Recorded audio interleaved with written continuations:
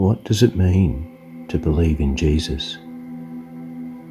Perhaps before we can truly believe, we must answer the question of the blind man from John's Gospel. Who is he that I might believe in him? Who is Jesus? He is the Prince of Peace, the only Son of God, Emmanuel, God's presence with us, through whom all things were made. He is the light of the world. His light is the life of men, and his light dispels darkness.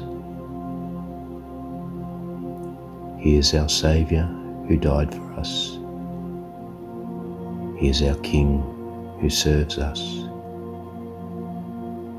And he is our friend who supports us in our time of need.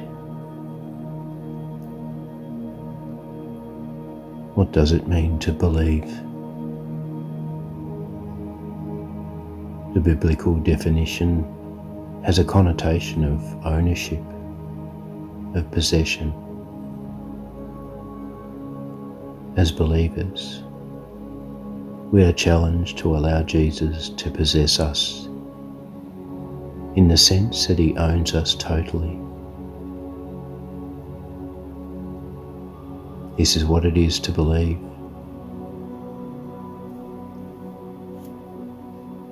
Do you wish to be owned by Jesus?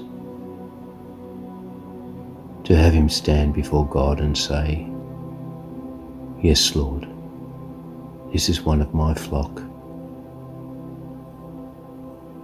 Then invite Jesus to come, the Spirit of God to fully possess you.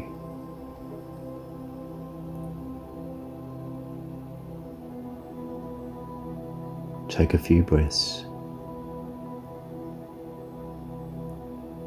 As you breathe out, let go of any thoughts or distractions. Bring yourself into the presence of Jesus. In your mind, I'm wondering if you can imagine him standing before you as he did before Thomas. The marks of his crucifixion still painfully evident, showing you the depths of God's love for you. In that light, asking him for his Spirit, the Spirit of the living God to abide in you, is a small thing for him to give. Ask him now.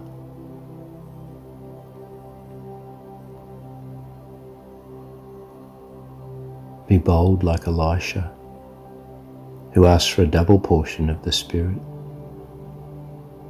that you would be totally submitted to his will.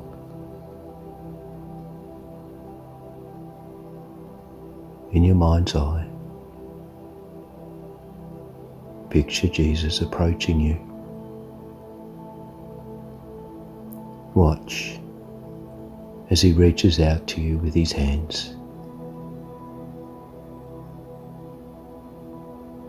Kneel before him.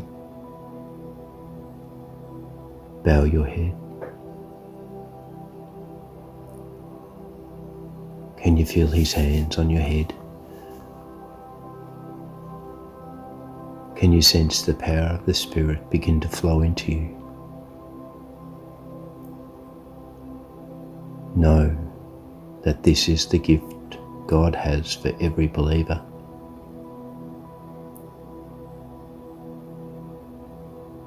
There are many gifts, though two things tend to stand out. A sense of your own fallenness in the holy light of God's presence, and an awareness of how deeply you are loved. and a sense of that love flowing through you for God and all God's creation.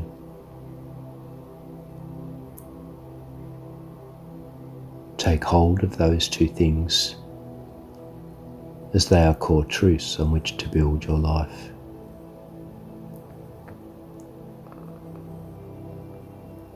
We are not perfect. We are fallen. And yet God chooses to use us.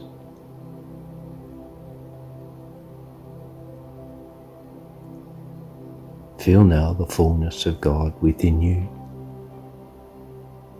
moving through your whole being, saturating every pore of your body, flooding you with God's love and God's peace.